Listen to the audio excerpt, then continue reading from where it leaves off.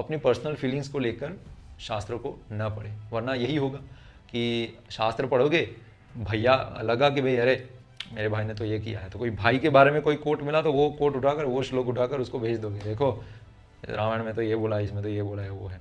यही नहीं, ये तो यही होता है, I am sure about it. और उसके बाद आप यदि शास्त्र पढ़ते हो और उसके अंदर कुछ अलग मिला ना, तो आप क्या बोलोगे फिर? शास्त्र गलत है, छोड़ो भाई ये सब तो साइड में रखो। कैसे पढ़े शास्त्र, इसके बारे में हमने इस पुस्तक के शुरुआत में ही बताया है। वैसे एक्चुअली यह जो हमने बताया है वो इस पुस्तक को ध्यान में लेकर बनाया, क्योंकि ये भी अंत में शास्त्रों का कंपाइलेशन ही है। तो इसमें इसीलिए हमने पहले बताया है कि आपको कैसे पढ़ना चाहिए है। यदि इसको ध्यान में नहीं रखते हो ना, तो फिर ऐसे ही आप किसी रैंडम नॉवल की तरह पढ़ लोगे और जो इम्पैक्ट 100% आना चाहिए वो आप मिस कर लोगे। इसीलिए यह जानना बहुत आवश्यक है कि यह कैसे पढ़ें। तो कुछ समय के लिए जैसे जैसे आप दिव्य ज्ञान की पुस्तक के पन्ने पलटते जाएं, भूल जाइए कि आप कौन हो, कहाँ हो, क्या जानते हो और क्या मानते हो। सब कुछ भूल जाइए।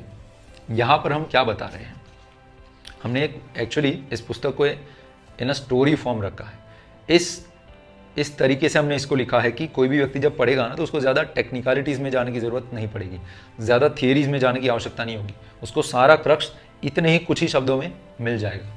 बट क्योंकि हमने यह जो सीरीज शुरू की है वो हमने इसलिए शुरू की है कि सारा डिटेल में आपको ज्ञान मिले, इसलिए हम इन सभी एक एक पैराग्राफ्स को हम ठीक से समझाएंगे कि हम इसके अंदर क्या कहना चाहते हैं। तो हमने यहाँ पर जो बात की कि भूल जाइए कि आप कौन हो, कहाँ हो, क्या जानते हो और क्या मानते हो, सब कुछ भूल जाइए। ऐसा क्यों? क्योंकि जब आपको शास्त्र पढ़ने हैं ना, तो उसका सबसे पहला स्टेप है कि आपका क्लीन माइंड होना चाहिए, आपका शुद्ध चित्त होना चाहिए। क्यों? क्योंकि यदि आपका शुद्ध चित्त नहीं है तो उसके अंदर आपका personal ego, personal philosophies, personal feelings और पर्सनल बिलीफ्स को डाल दोगे। फिर उससे आपने एक चश्मा डाल दिया है उससे, कि जिसके अंदर ऑलरेडी दाग है, तो आप क्लियरली जो शास्त्र का ज्ञान है वो अब्जॉर्ब कर ही नहीं पाते हो।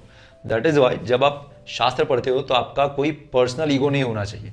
ईगो दो प्रकार के होते हैं शास्त्र पढ़ते वक्त, एक है नॉलेज का ईगो, एक है आइडेंटिटी का ईगो, कि भाई मैं तो ये हूँ।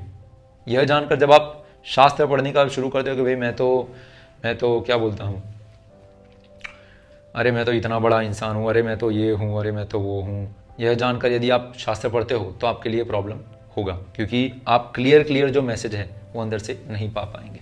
दूसरा नॉलेज का ईगो है कि जब आप शास्त्र पढ़ते हो तो आप ऑलरेडी कुछ, आपका प्री ऑक्यूपाइड माइंड है जिसमें ऑलरेडी कुछ चीज़ें इतने सालों से भरी हुई है, उसको लेकर आप जाते हो। तो उसका जो अहंकार होता है आपका, जो नॉलेज का अहंकार, कि मैं तो इतना विज्ञान जानता हूँ, अरे मैं तो ये जानता हूँ, तो आप शास्त्रों का संपूर्ण जो क्लियर जो विज्ञान है वह नहीं जान पाओगे। इसलिए आपको जो पर्सनल ईगो है, नॉलेज और आइडेंटिटी का, दोनों आपको त्याग देने चाहिए। दूसरा, आपकी कोई पर्सनल फिलोसॉफीज नहीं होनी चाहिए, क्योंकि आप ऑलरेडी फिलोसॉफीज भी लेकर चल रहे हो ना, तो आप जब पढ़ोगे बोले I don't agree with this, ऐसा नहीं होना चाहिए, नहीं। सो बीच में ही आपका ही मन आपको बीच में परेशान करेगा, अरे ये तो डजंट मेक सेंस, ये है वो है। तो आप पहले आपकी पर्सनल फिलोसॉफीज लेकर यदि बैठ गए ना, तो किसी भी चीज़ को लेकर आप ओपन नहीं हो पाओगे। क्लियर माइंड करके आपको शुद्ध चित्त से ही बैठना होगा। देन आपकी कोई पर्सनल फीलिंग्स उसके अंदर नहीं जानी चाहिए।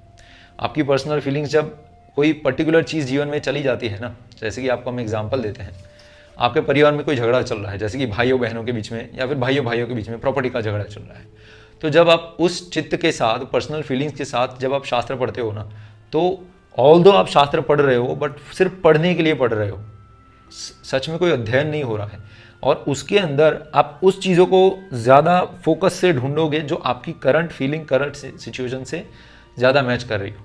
मतलब आप जो ऑलरेडी जानते हो उसको कंफर्म करने के लिए आप चेरी पिक करोगे उससे अंदर। That is why it is not necessary, it is very necessary कि आप अपनी पर्सनल फीलिंग्स को लेकर शास्त्रों को न पढ़ें, वरना यही होगा कि शास्त्र पढ़ोगे, भैया लगा कि भाई अरे मेरे भाई ने तो ये किया है, तो कोई भाई के बारे में कोई कोट मिला तो वो कोट उठाकर, वो श्लोक उठाकर उसको भेज दोगे, देखो रामायण में तो ये बोला है, इसमें तो ये बोला है, वो है।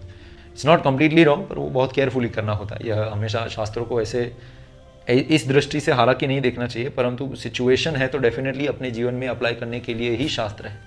परंतु ये डिस्टिंक्शन हो जाता है कि आप पर्सनल फीलिंग को शास्त्रों पर थोपते हो या फिर शास्त्रों को पर्सनल फीलिंग पर थोपते हो। इन दोनों में बड़ा डिफरेंस होता है। तो आपको पर्सनल फीलिंग्स के साथ यह नहीं पढ़ना चाहिए। और चौथा है नो पर्सनल बिलीफ। आप ऑलरेडी कुछ बिलीव कर बैठे हो, यही नहीं ये तो यही होता है, I am sure about it, और उसके बाद आप यदि शास्त्र पढ़ते हो और उसके अंदर कुछ अलग मिला ना, तो आप क्या बोलोगे फिर? शास्त्र गलत है, छोड़ो भाई ये सब तो साइड में रखो, नहीं पढ़ना है, तो आप फिर से फेल हो जाओगे। और पर्सनल बिलीफ पर क्यों इतना सारा विश्वास नहीं करना चाहिए, इसके बारे में हमने ऑलरेडी पिछली वीडियो में बता दिया है कि भाई मनुष्य के अंदर जो दोष चतुष्टय होते हैं वो कौन से होते हैं।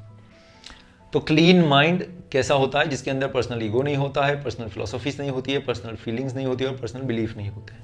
जिन लोगों को नहीं पता है, यह जो हम वीडियो बना रहे हैं, ये आज हमारे जो बॉस सीरीज़ है जो हम बना रहे हैं, जो इस पुस्तक के ऊपर आधारित है, सनातन संस्कृति का मूल ज्ञान, जो कि हमारा बेस्ट सेलिंग पुस्तक है और हज़ारों लोगों ने इसको पढ़ा है और उनका जीवन बदला है। यदि आप उन लोगों की स्टोरी भी देखना चाहते हो तो आप अमेज़ॉन पर बॉस बुक लिख सकते हो, आपको मिल जाएगी। लोगों के आप रिव्यू भी पढ़ पाओगे और आपको पता चल जाएगा कि इस पुस्तक से लोगों के जीवन में क्या फ़र्क आया है। और यदि आप लेना चाहते हो तो हमारी वेबसाइट से ले सकते हो, सभी लिंक्स आपको मिल जाएगी। अमेज़ॉन से भी ले सकते हो नो डाउट, बट वेबसाइट से लोगे तो बहुत ही आपको लक्ष्मी के रूप में आपको भी काफ़ी फ़ायदा होगा और अमेज़ॉन का जो खर्चा जाता है तो हमें भी उसके साइड से सहाय होगी।